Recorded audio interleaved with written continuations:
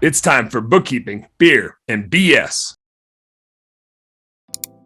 I spent the last 6 months spending time with my family and going out to eat and getting on the phone with my Aunt Debbie, who was like, my Aunt Debbie's like 70, and sitting on the phone with her for an hour and a half and calling my Aunt Sherry and going and getting lunch with her. And like, there's so much wisdom right in front of you in your own family. If you just call up your mom or your dad or your uncle or your grandma or your grandpa and say, hey, what was life like growing up for you?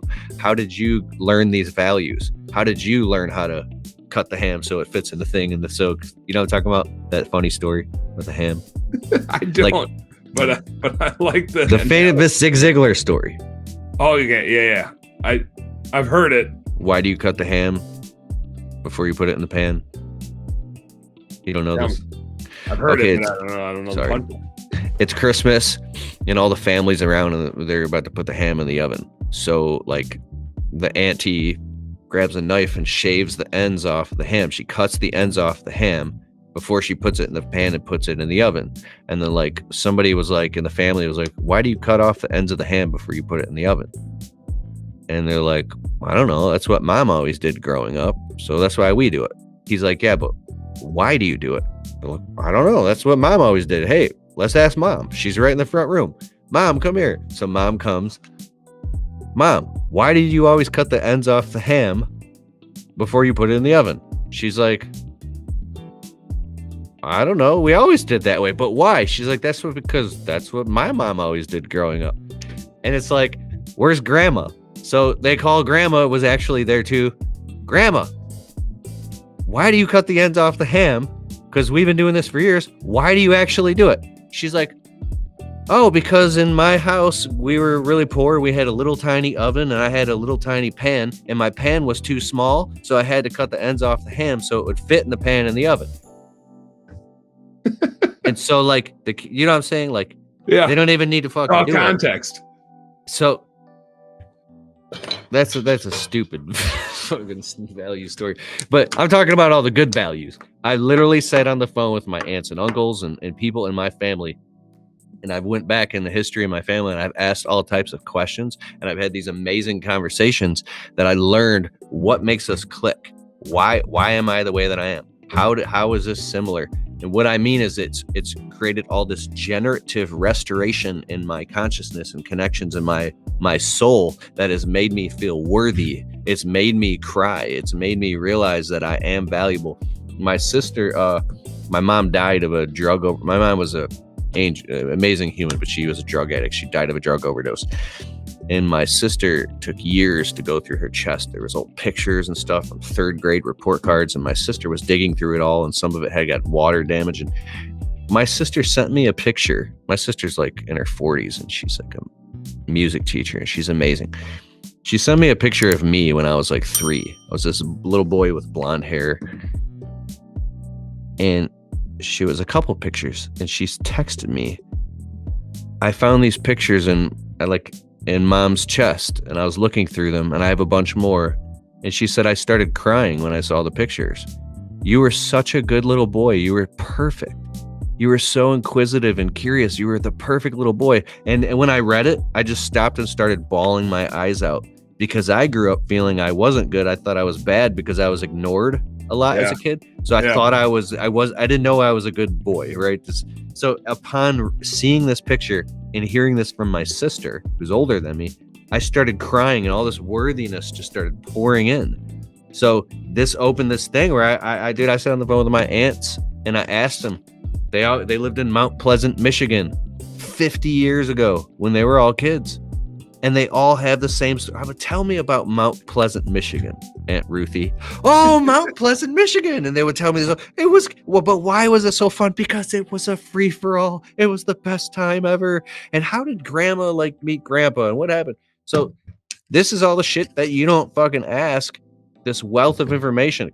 I call it my fucking Uncle Eddie. Hey, why did my Uncle Kenny commit suicide right before I was born? How did this fuck up our whole family? Dude, if my family heard me saying this right now, they'd fucking freak out on me because they're super sensitive about it. But I want to know why. Why is the family weird about this topic? When you learn all that shit, you can learn why the fuck you're programmed a certain way, and now you can actually go out and become a millionaire. You can go out, you could become better in your marriage. You could be better to your employees because you understand there's a much more deep thing. When people are just acting out of some weird programming, they don't understand why. You have to like do the carrot and the stick. But if you can use something that's called generative change, like if you look at the way God, like if flowers grow, they just grow. Look at how the lilies grow. They neither toil nor spin. When you have unconditional love, or you look at the way, like I said, you could plant. We have a garden, and these zucchinis and cucumbers and all these things grow on their own accord. I don't have to force them. They just harness power from the sun and water. It's generative. It's something that flows without you having to force it. If you read David R. Hawkins' book, Power versus Force, when you get yourself into a position of power and passion, it's terrifying because you can actually wake up and realize that your whole business is wrong. You don't really want to fucking do it. You really want to do something else. It's a terrifying place, and I think that people don't face shit like this. They end up having a fucking midlife crisis, and they freak out. And so, man, I'm talking about a bunch of shit, and you're like, let's wrap this up. Well, and the thing I was going to interject is like, it's interesting to me. I've never made this connection before, but as you were talking about like the stuff that goes on in your family, everybody's got it, right?